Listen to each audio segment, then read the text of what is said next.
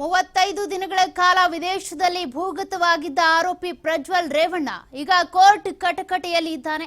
Rape ಆರೋಪಿ ಪ್ರಜ್ವಲ್ ರೇವಣ್ಣನ ವಿಚಾರಣೆ ಶುರುವಾಗಿದೆ. ಪ್ರಜ್ವಲ್ನನ್ನ ಕೋರ್ಟ್ಗೆ ಹಾಜರುಪಡಿಸಿದ್ದಾರೆ ಎಸ್ಐಟಿ ಅಧಿಕಾರಿಗಳು. ಜನಪ್ರತಿನಿಧಿಗಳ ಕೋರ್ಟ್ನಲ್ಲಿ ಕೈ ಕಟ್ಟಿ ನಿಂತ್ಕೊಂಡಿದ್ದಾನೆ ಆರೋಪಿ ಪ್ರಜ್ವಲ್ ರೇವಣ್ಣ. ಬೆಂಗಳೂರಿನ 42ನೇ ಎಸಿಎಂಎಂ ಕೋರ್ಟ್ನಲ್ಲಿ ವಿಚಾರಣೆ ಶುರುವಾಗಿದೆ. ಪ್ರಜ್ವಲ್ನನ್ನ 10 ದಿನಗಳ ಕಾಲ ಕಸ್ಟಡಿಗೆ ಪಡಿಬೇಕು ಅಂತ ಎಸ್ಐಟಿ ಅಧಿಕಾರಿಗಳು ಸಿದ್ಧತೆ ಮಾಡಿಕೊಂಡಿದ್ದಾರೆ. ಕೋರ್ಟ್ಗೆ 2 ದಿನ 2 ವರದಿಯನ್ನ ಈಗಾಗಲೇ ಸಲ್ಲಿಕೆ ಮಾಡಿದ್ದಾರೆ ಎಸ್ಐಟಿ ಅಧಿಕಾರಿಗಳು. ರಿಮೈಂಡ್ ಅಪ್ಲಿಕೇಶನ್ ನಲ್ಲಿ ಒಂದಷ್ಟು ಪ್ರಬಲ ಅಂಶಗಳನ್ನ ಹಾಕಿ ಪ್ರಜ್ವಲ್ನನ್ನ ನಮ್ಮ ಕಸ್ಟಡಿಗೆ ಕೊಡಿ 10 ದಿನಗಳ ಕಾಲ ಅಂತ ಈಗಾಗಲೇ ಎಸ್ಐಟಿ ಅಧಿಕಾರಿಗಳು 2 ವರದಿಗಳನ್ನ ಸಲ್ಲಿಕೆ ಮಾಡಿದ್ದಾರೆ. ರಿಮೈಂಡ್ ಅಪ್ಲಿಕೇಶನ್ ನಲ್ಲಿ ಒಂದಷ್ಟು ಪ್ರಬಲ ಅಂಶಗಳನ್ನು ಕೂಡ ಮೆನ್ಷನ್ ಮಾಡಿದ್ದಾರೆ. ಯಾಕಾಗಿ ಪ್ರಜ್ವಲ್ನನ್ನ ಎಸ್ಐಟಿ ಕಸ್ಟಡಿಗೆ ಕೊಡಬೇಕು, ಇನ್ನು ಏನೆಲ್ಲ ತನಿಖೆಯನ್ನ ಶುರು ಮಾಡಬೇಕು ಅಂತ. ಬರೋಬ್ಬರಿ 35 ದಿನಗಳ ಕಾಲ ವಿದೇಶದಲ್ಲಿದ್ದಂತಹ ಪ್ರಜ್ವಲ್ನನ್ನ ನಿನ್ನೆ ತಡರಾತ್ರಿ ಅರೆಸ್ಟ್ ಮಾಡಲಾಗಿದೆ. ಅಂದ್ರೆ ಎಸ್ಐಟಿ ಅಧಿಕಾರಿಗಳು ವಶಕ್ಕೆ ಪಡ್ಕೊಂಡು ಇವತ್ತು ಬೆಳಗ್ಗೆ ಬೌರಿಂಗ್ ಆಸ್ಪತ್ರೆಯಲ್ಲಿ ಮೆಡಿಕಲ್ ಟೆಸ್ಟ್ ಕೂಡ ಮಾಡಿಸಲಾಯಿತು. ಅದಾದ ಬಳಿಕ ಆರೋಪಿ ಪ್ರಜ್ವಲ್ನನ್ನ ನ್ಯಾಯಾಧೀಶರ ಎದುರುಗಡೆ ಹಾಜರುಪಡಿಸಲಾಗಿದೆ. ಜನಪ್ರತಿನಿಧಿಗಳ ಕೋರ್ಟ್ನಲ್ಲಿ ಈಗಾಗಲೇ ವಿಚಾರಣೆ ಆರಂಭ ಆಗಿದೆ. ವಿಚಾರಣೆಯಲ್ಲಿ ನನಗೆ ರೂಮ್ ಕೊಟ್ಟಿದ್ದಾರೆ, ಆ ರೂಮ್ನಲ್ಲಿ ಕೆಟ್ಟ ವಾಸನೆಯಿಂದಾಗಿ ನನಗೆ ಹಿಂಸೆ ಆಗ್ತಾ ಇದೆ ಅಂತ ಮೊದಲ ದೂರು ಇದು ಪ್ರಜ್ವಲ್ ರೇವಣ್ಣನದ್ದು. ಕೋರ್ಟ್ನಲ್ಲಿ ಜಡ್ಜ್ ಮುಂದೆ ಅಳಲನ್ನ ತೋಡ್ಕೊಂಡಿರುವಂತ ಆರೋಪಿ ನನಗೆ ಬಾತ್ರೂಮ್ ಬದಲಾಯಿಸ್ಕೊಡಿ ಅಂತ ಕೋರ್ಟ್ನಲ್ಲಿ ಅಳಲು ತೋಡ್ಕೊಂಡಿದ್ದಾನೆ ಆರೋಪಿ ಪ್ರಜ್ವಲ್ ರೇವಣ್ಣ. ನನಗೆ ರೂಮ್ ಕೊಟ್ಟಿದ್ದಾರಲ್ಲ, ಅಲ್ಲಿ ಉಸಿರಾಡೋದಕ್ಕೆ ತೊಂದರೆ ಆಗ್ತಾ ಇದೆ, ನನಗೆ ಆ ರೂಮ್ನಲ್ಲಿ ಕೆಟ್ಟ ವಾಸನೆ ಬರ್ತಾ ಇದೆ, ಇದರಿಂದಾಗಿ ನಂಗೆ ಹಿಂಸೆ ಆಗ್ತಾ ಇದೆ, ರೂಮ್ ಬದಲಿ ಮಾಡಿಕೊಡಿ ಅಂತ ಆರೋಪಿ ಪ್ರಜ್ವಲ್ ತನ್ನ ಅಳಲನ್ನ ತೋಡ್ಕೊಂಡಿರುವಂಥದ್ದು ಜಡ್ಜ್ ಮುಂದೆ. ವಿಚಾರಣೆ ಶುರುವಾಗಿದೆ. ವಿಚಾರಣೆಯಲ್ಲಿ ಜಡ್ಜ್ ಮುಂದೆ ಈ ರೀತಿಯಾಗಿ ಕೈ ಕಟ್ಟಿ ನಿಂತ್ಕೊಂಡು ಪ್ರಜ್ವಲ್ ರೇವಣ್ಣ ಮನವಿ ಮಾಡ್ಕೊಂಡಿರುವಂಥದ್ದು. ನನಗೆ ಉಸಿರಾಡೋದಕ್ಕೆ ತೊಂದರೆ ಆಗ್ತಾ ಇದೆ, ಕೆಟ್ಟ ವಾಸನೆ ಬರ್ತಾ ಇದೆ, ರೂಮ್ ಬದಲಾವಣೆ ಮಾಡಿಕೊಡಿ ಅಂತ. 35 ದಿನಗಳ ನಂತರ ಎಸ್ಐಟಿ ವಶಕ್ಕೆ ಪಡ್ಕೊಂಡಿರುವಂತಹ ಪ್ರಜ್ವಲ್, ಆರೋಪಿ ಪ್ರಜ್ವಲ್ ಏನಿದ್ದಾನೆ, ಇವತ್ತು ಜನಪ್ರತಿನಿಧಿಗಳ ಕೋರ್ಟ್ನಲ್ಲಿ ವಿಚಾರಣೆ ನಡೀತಾ ಇದೆ. ವಿಚಾರಣೆಯ ಸಂದರ್ಭದಲ್ಲಿ ತಾನೇ ದೂರು ಕೊಟ್ಟಿರುವಂಥದ್ದು ಜಡ್ಜ್ ಮುಂದೆ. ರೂಮ್ ಸರಿ ಇಲ್ಲ, ರೂಮಲ್ಲಿ ವಾಸನೆ ಬರ್ತಾ ಇದೆ, ಉಸಿರಾಟದ ತೊಂದರೆ ಆಗ್ತಾ ಇದೆ, ಹಾಗಾಗಿ ರೂಮ್ ಬದಲಾಯಿಸ್ಕೊಡಿ ನನಗೆ ಅಂತ ಕೋರ್ಟ್ನಲ್ಲಿ ಜಡ್ಜ್ ಮುಂದೆ ಕೈಕಟ್ಟಿ ನಿಂತಿರುವಂತ ಆರೋಪಿ ಪ್ರಜ್ವಲ್ನ ಮೊದಲ ದೂರು ಇದು. ರೂಮ್ಗೆ ಸಂಬಂಧಪಟ್ಟಂತೆ ಸರಿಯಾದ ರೂಮನ್ನ ಕೊಡಿ ಅಂತ. ಆರೋಪಿಯ ವಿಚಾರಣೆ ಈಗಾಗಲೇ ನಡೀತಾ ಇದೆ. ಜಡ್ಜ್ ಮುಂದೆ ಈ ರೀತಿಯಾಗಿ ಪ್ರಜ್ವಲ್ ಅಳಲನ್ನ ತೋಡ್ಕೊಂಡಿರುವಂಥದ್ದು. ಮೊದಲನೇದಾಗಿ ಜಡ್ಜ್ ವಿಚಾರಣೆ ನಡೆಸುವಂತ ಸಂದರ್ಭದಲ್ಲಿ ಪ್ರಶ್ನೆ ಮಾಡಿದ್ದಾರೆ, ನಿಮ್ಮ ಹೆಸರೇನು ಅಂತ. ಪ್ರಜ್ವಲ್ ಹೆಸರನ್ನ ಹೇಳ್ಕೊಂಡ ಬಳಿಕ ಮತ್ತಷ್ಟು ವಿಚಾರಣೆ ಚುರುಕೊಂಡಿದೆ. ನ್ಯಾಯಾಧೀಶರು ಪ್ರಶ್ನೆ ಮಾಡ್ತಾ ಇದ್ದಾರೆ. ಆ ಸಂದರ್ಭದಲ್ಲಿ ಪ್ರಜ್ವಲ್ ಆರೋಪಿ ತನಗೆ ರೂಮಲ್ಲಿ ಬಹಳ ತೊಂದರೆ ಆಗ್ತಾ ಇದೆ, ಉಸಿರಾಟದ ತೊಂದರೆ ಆಗ್ತಾ ಇದೆ, ಕೆಟ್ಟ ವಾಸನೆ ಬರ್ತಾ ಇದೆ, ರೂಮ್ ಚೇಂಜ್ ಮಾಡಿಕೊಡಿ ಅಂತ ಹೇಳಿರುವಂಥದ್ದು. ವಿಚಾರಣೆ ಈಗಾಗಲೇ ನಡೀತಾ ಇದೆ ಕೋರ್ಟ್ನಲ್ಲಿ. ನ್ಯಾಯಾಧೀಶರ ಎದುರುಗಡೆ ತನ್ನ ಅಳಲನ್ನ ಆರೋಪಿ ತೋಡ್ಕೊಂಡಿರುವಂಥದ್ದು. ಈಗಾಗಲೇ ಅನೇಕ ಪ್ರಕರಣಗಳು ದಾಖಲಾಗಿದ್ದಾವೆ, 3 FIRಗಳು ದಾಖಲಾಗಿದ್ದಾವೆ. ಅದರ ವಿಚಾರಣೆ, ಅದೇ ರೀತಿಯಾಗಿ ಒಂದು ಜಾಮೀನು ಅರ್ಜಿಯನ್ನು ಕೂಡ ಹಾಕ್ಕೊಂಡಿದ್ರು, ಅದು ಈಗ ವ್ಯಾಲಿಡ್ ಆಗಿ ಉಳ್ಕೊಂಡಿಲ್ಲ ಅರೆಸ್ಟ್ ಆಗಿರೋದ್ರಿಂದ. ಮತ್ತೆ ಈಗ ರೆಗ್ಯುಲರ್ ಜಾಮೀನಿಗೂ ಕೂಡ ಅಪ್ಲೈ ಮಾಡಬಹುದು. ಅದು SIT ವಶಕ್ಕೆ ಪಡ್ಕೊಂಡ್ರು ಅಂತ ಅಂದರೆ ಆಗೋದಿಲ್ಲ.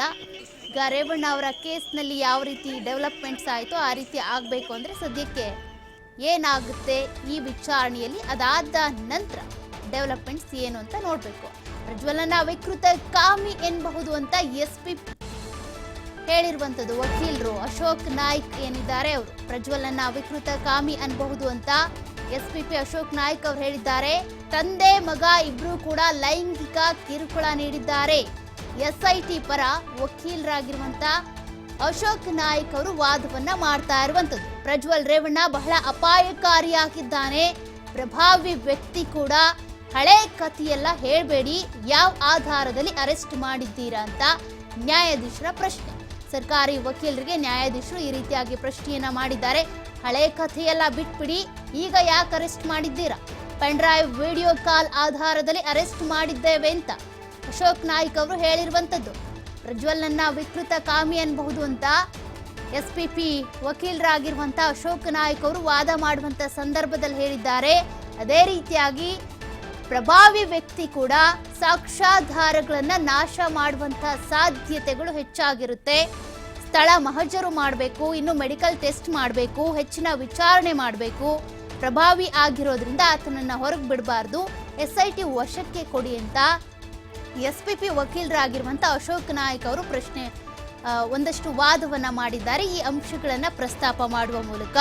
ಇನ್ನು ಅಷ್ಟೇ ಅಲ್ಲ, ಈ ಸಂತ್ರಸ್ತೆಯರ ರೀತಿ ಬೇರೆ ಮಹಿಳೆಯರ ಮೇಲೂ ಕೂಡ ದೌರ್ಜನ್ಯ ಎಸಗಬಹುದು. ಪ್ರಜ್ವಲ್ನ ವಿಕೃತ ಕಾಮಿ ಎನ್ನಬಹುದು ಅಂತ ಈಗಾಗಲೇ ಎಸ್ಪಿಪಿ ವಕೀಲರು ಹೇಳಿದ್ದಾರೆ. ತಂದೆ ಮಗ ಇಬ್ರು ಕೂಡ ಲೈಂಗಿಕ ಕಿರುಕುಳ ನೀಡಿರೋದ್ರಿಂದ ಪ್ರಜ್ವಲ್ನನ್ನ SIT ವಶಕ್ಕೆ ಕೊಡಬೇಕು, ಹೆಚ್ಚಿನ ವಿಚಾರಣೆ ನಡಿಬೇಕು. ಇನ್ನೂ ಸಂತ್ರಸ್ತೆಯರಿದ್ದಾರೆ ಕಂಪ್ಲೇಂಟ್ ಕೊಡದೇ ಇರೋರು. ಹಾಗಾಗಿ ಪ್ರಜ್ವಲ್ ರೇವಣ್ಣಗೆ ನ್ಯಾಯಾಧೀಶರು ಕೂಡ ಪ್ರಶ್ನೆ ಮಾಡಿದ್ದಾರೆ. ಇದೆಲ್ಲ ಹಳೆ ಕತೆ ಅಂತ. ನಿಮ್ಮ ಹೆಸರೇನು? ಇಲ್ಲಿ ನಿಮ್ಮನ್ನ ಬಂಧಿಸಿದ್ದು ಯಾರು ಬಂಧಿಸಿದ್ರು, ಯಾಕೆ ಬಂಧಿಸಿದ್ರು, ನಿಮ್ಮ ಬಂಧನದ ಬಗ್ಗೆ ಫ್ಯಾಮಿಲಿಗೆ ತಿಳಿಸಿದ್ದೀರಾ ನೀವು ಅಂತ ಕೂಡ ಪ್ರಜ್ವಲ್ಗೆ ಪ್ರಶ್ನೆ ಮಾಡಿರುವಂಥದ್ದು. ನಮ್ಮ ತಂದೆಗೆ ಮಾಹಿತಿ ತಿಳಿಸಿದ್ದೇನೆ ಅಂತ ಪ್ರಜ್ವಲ್ ರೇವಣ್ಣ ಹೇಳಿರುವಂಥದ್ದು. ಪ್ರಜ್ವಲ್ ರೇವಣ್ಣಗೆ ನ್ಯಾಯಾಧೀಶರು ಪ್ರಶ್ನೆ ಮಾಡಿದ್ದಾರೆ, ಹೆಸರೇನು ಅಂತ. ಅದಾದ ಬಳಿಕ ನಿಮ್ಮ ಫ್ಯಾಮಿಲಿಗೆ ಇದ್ರ ಬಗ್ಗೆ ಮಾಹಿತಿ ಕೊಟ್ಟಿದ್ದೀರಾ, ಎಲ್ಲಿ ನಿಮ್ಮನ್ನ ಬಂಧಿಸಿದ್ರು, ನಿಮ್ಮ ಬಂಧನ ಆಗಿರುವಂತ ಜಾಗ ಯಾವುದು ಅಂತ ಕೇಳಿದ್ದಾರೆ. ನಿಮ್ಮ ಬಂಧನದ ಬಗ್ಗೆ ನಿಮ್ಮ ಕುಟುಂಬಕ್ಕೆ ಮಾಹಿತಿ ಕೊಟ್ಟಿದ್ದೀರಾ ಅಂತ ಕೇಳಿದ್ದಾರೆ. ಅದಕ್ಕೆ ನಮ್ಮ ತಂದೆಗೆ ಮಾಹಿತಿ ಕೊಟ್ಟಿದ್ದೇನೆ ನಾನು ಅಂತ ಪ್ರಜ್ವಲ್ ರೇವಣ್ಣ ಪ್ರತಿಕ್ರಿಯೆ ಕೊಟ್ಟಿರುವಂಥದ್ದು. ಅಂದ್ರೆ ಕೋರ್ಟ್ನಲ್ಲಿ ನ್ಯಾಯಾಧೀಶರು ಮೊದಲು ಪ್ರಜ್ವಲ್ಗೆ ಹೆಸರೇನು ಅಂತ ಕೇಳಿದ್ದಾರೆ, ಎಲ್ಲಿ ಬಂಧನ ಆಯಿತು, ಮತ್ತೆ ನಿಮ್ಮನ್ನ ಬಂಧಿಸಿರೋದ್ರ ಬಗ್ಗೆ ನಿಮ್ಮ ಫ್ಯಾಮಿಲಿಯಲ್ಲಿ ಯಾರಿಗಾದ್ರೂ ಹೇಳಿದ್ರಾ, ನೀವು ಮಾಹಿತಿ ಕೊಟ್ರಾ ಅಂತ. ಅದಕ್ಕೆ ಪ್ರಜ್ವಲ್ ಹೇಳಿರುವಂಥದ್ದು ತಂದೆಗೆ ಮಾಹಿತಿ ಕೊಟ್ಟಿದ್ದೇನೆ ಅಂತ. ಇನ್ನು SPP ಪರ ವಕೀಲರು ಅಶೋಕ್ ನಾಯ್ಕ್ ಅವರು ವಾದ ಮಾಡುವಂತ ಸಂದರ್ಭದಲ್ಲಿ ಒಂದಷ್ಟು ಪ್ರಬಲ ಅಂಶಗಳನ್ನ ಪ್ರಸ್ತಾಪ ಮಾಡಿದ್ದಾರೆ. ಯಾವ ಆಧಾರದ ಮೇಲೆ ನೀವು ಪ್ರಜ್ವಲ್ನನ್ನ ಅರೆಸ್ಟ್ ಮಾಡಿದ್ದೀರಿ ಅಂತ ನ್ಯಾಯಾಧೀಶರು ಕೇಳಿದ್ದಕ್ಕೆ ಮೊಬೈಲ್ನಲ್ಲಿ ವಿಡಿಯೋ ರೆಕಾರ್ಡ್ಗಳು ಮತ್ತೆ ಪೆನ್ ಡ್ರೈವ್ಗಳ ಆಧಾರದಲ್ಲಿ ನಾವು ಅರೆಸ್ಟ್ ಮಾಡಿದ್ದೇವೆ ಅಂತ ಹೇಳಿರುವಂಥದ್ದು. ಮತ್ತೆ ಪೆನ್ ಡ್ರೈವ್ ವಿಡಿಯೋದಿಂದ ಸಂತ್ರಸ್ತೆಯರ ಬದುಕು ಹಾಳಾಗಿದೆ, ಮೊಬೈಲ್ನಲ್ಲಿ ಅಶ್ಲೀಲ ವಿಡಿಯೋ ಮಾಡ್ಕೊಂಡಿದ್ದಾನೆ ಈತ ಅನ್ನುವಂಥ ವಾದವನ್ನು ಕೂಡ SPP ವಕೀಲರಾಗಿರುವಂಥ ಅಶೋಕ್ ನಾಯ್ಕ್ ಅವರು ವಾದ ಮಂಡನೆ ಮಾಡಿದ್ದಾರೆ. ಇನ್ನು ಆರೋಪಿ ಬಹಳ ಪ್ರಭಾವಿ ಆಗಿರೋದ್ರಿಂದ ಹೊರಗಡೆ ಹೋದ್ರೆ ಸಾಕ್ಷಿಗಳನ್ನ ನಾಶ ಮಾಡಬಹುದು, ಸಂತ್ರಸ್ತೆಯರಿಗೆ ಬೆದರಿಕೆ ಒಡ್ಡಬಹುದು. ಇನ್ನೂ ಸಂತ್ರಸ್ತೆಯರು ಕಂಪ್ಲೇಂಟ್ ಬರ್ತಾನೆ ಇದ್ದಾವೆ ಸಂತ್ರಸ್ತೆಯರ ಕಡೆಯಿಂದ. ಆ ಕಂಪ್ಲೇಂಟ್ಗಳು ಬರದೇ ಇರಬಹುದು, ತಮ್ಮ ವಿರುದ್ಧ ಬರುವಂತ ಕಂಪ್ಲೇಂಟ್ಗಳನ್ನ ತಡಿಬಹುದು.